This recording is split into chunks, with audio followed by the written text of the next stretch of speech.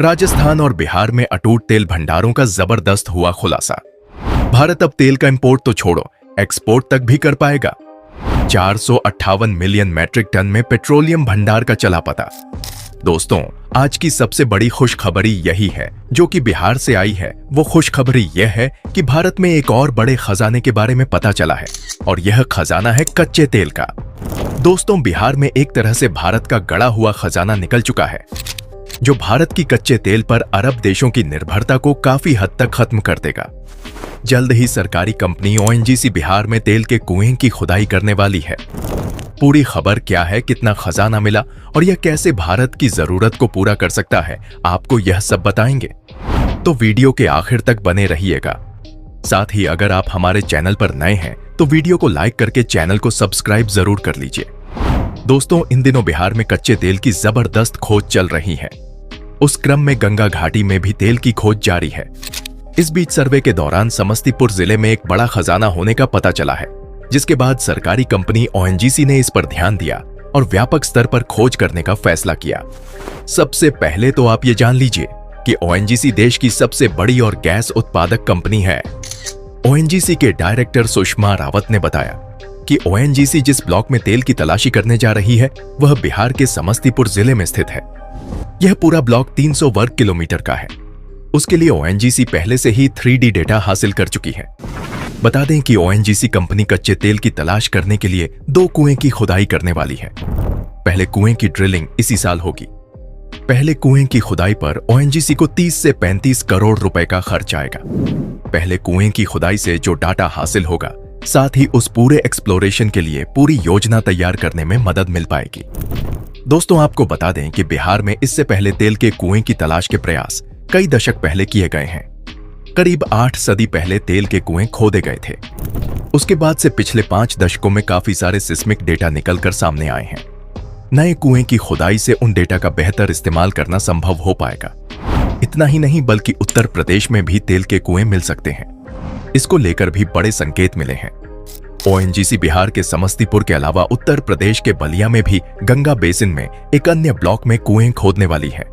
अगर इन प्रयासों में तेल का पता चलता है तो इससे स्थानीय उद्योगियों और अर्थव्यवस्था को बढ़ावा मिलेगा। साथ ही बिहार और उत्तर प्रदेश जैसे राज्यों को ओनियल मैप पर स्थान भी मिल पाएगा। दोस्तों, बिहार के अलावा राजस्थान में भी कच्चे तेल को लेकर बड़े संकेत मिले हैं। राजस्थान में करीब 50 से 60 करोड़ साल पहले बनी पहाड़ियों में पेट्रोलियम के भंडार मिले हैं। हाल ही में जोधपुर के जय नारायण यूनिवर्सिटी के प्रोफेसर की एक रिपोर्ट से इस बात का खुलासा हुआ है।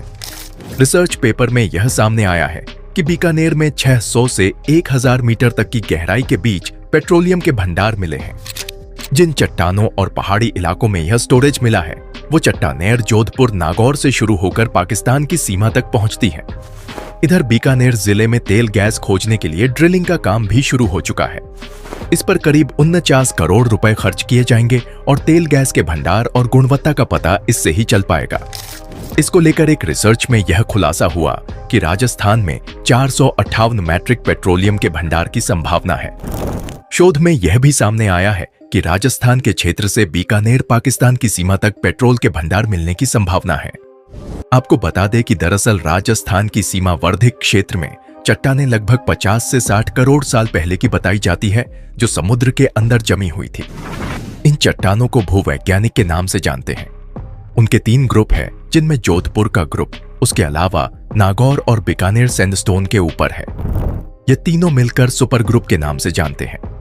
इस ग्रुप में सबसे ज्यादा बिरला ग्रुप में पेट्रोलियम के भंडार मिले हैं। अलग अलग जगह पर रिसर्च के दौरान भारत में 600 से 1000 मीटर तक खुदाई की गई, जिसमें यह भंडार पाए गए। इससे यह आइडिया हुआ कि जमीन के नीचे इस ग्रुप में हैवी ओनियल के भंडार हैं। इस रिसर्च में इतनी बड़ी संख्या में हैवी ओनियल होने की संभावना सामने आई। वहीं पाकिस्तान में भी कुएं की खुदाई में ऐसे ही संकेत मिले हैं। ऐसा दावा किया जा रहा है कि तेल कंपनी के एक्सपर्ट इस पेट्रोलियम भंडार को निकालने की तकनीक में सफल होते हैं तो बीकानेर क्षेत्र में यह जमीन बाड़मेर की तरह काला सोना उगलेगी। जोधपुर नागौर में भी यह चट्टान मिली है जो ऊपरी स्थल पर है, जो पाकिस्तान सीमा की तरफ है। ये चट्टान गहराई में पाई गई, इस वजह से उस क्षेत्र में पेट्रोलियम का निर्माण हुआ। ऐसा इसलिए क्योंकि पेट्रोलियम निर्माण और उसके लिए उपयुक्त भंडार के लिए उपयोग ड्रिलिंग जरूरी होती है। जबकि जोधपुर में यह चट्टान ऊपरी सतह पर है। इस वजह से यह पेट्रोल निर्माण का वातावरण नहीं बना पा रही। लेकिन बीकानेर में इसके उलट सारी परिस्थितियों स्थिति के अनुसार है। ऐसे में यहां पर बड़ी मात्रा में पेट्रोलियम पदार्थ का बड़ा स्रोत मिल सकता है। दोस्तों, वैसे तो भारत को अपनी जरूरत को पूरा करने के लिए रूस, इराक, कतर और यूनाइटेड स्टेट जैसे देशों से कच्चा तेल यानी कि क्रूड ऑयल भारी मात्रा में इंपोर्ट करना पड़ता है, क्योंकि भारत में दुनिया की सबसे बड़ी ऑयल रिफाइनरी मौजूद है, जिससे हम दूसरे देशों से ज्यादा मात्रा में कच्चा तेल खरीदकर उसे डीजल और पेट्रोल जैसे तेलों में कन्वर्ट करके भारत के लगभग सभी पड़ोसी देश समेत यूरोपीय देशों में एक्सपोर्ट करते हैं, जिससे हम दूसरे देशों में डीजल और पेट्रोल में एक्सपोर्ट करके भारी भरकम प्रॉफिट जनरेट करते हैं। लेकिन दिक्कत वाली बात यह है कि भारत में केवल 18% क्रूड ऑयल ही निकाला जाता है, जबकि 82% कच्चे तेल की जरूरत के लिए हमें दूसरे कंट्री पर डिपेंड रहना पड़ता है। और भारत की इसी मजबूरी का फायदा दूसरी कंट्री अभी तक उठाती आई है। लेकिन अब भारत कुछ ऐसे प्रोजेक्ट की तैयारी में है जिससे भारत ज्यादा से ज्यादा मात्रा में कच्चा तेल खुद भारत में प्रोड्यूस कर पाए और कम से कम हिस्सा लोगों से खरीदना पड़े। और इसी बीच कच्चे तेल को आसानी निकालने के लिए भारत की ओएनजीसी बढ़ चढ़कर अपनी भूमिका निभा रही है।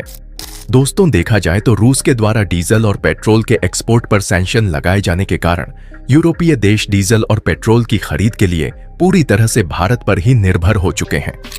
और इस समय भारत ने यूरोप के लगभग पूरे मार्केट पर डीजल और पेट्रोल के मामले में कब्जा कर लिया है। और पिछले महीने फरवरी में एक रिपोर्ट निकल कर आई थी कि भारत के द्वारा डीजल और पेट्रोल का एक्सपोर्ट यूरोप में तेजी के साथ बढ़ता जा रहा है, जहां 2,04,000 बैरल प्रतिदिन कच्चे तेल का एक्सपोर्ट यूरोप में किया जा रहा है, जबकि जनवरी के महीने में डीजल और पेट्रोल का एक्सपोर्ट केवल 5,06,000 बैरल प्रतिदिन के हिसाब से था। यानी कि ध्यान दिया जाए तो भारत तेजी के साथ यूरोपीय मार्केट पर डीजल और पेट्रोल के मामले में कब्जा कर रहा है।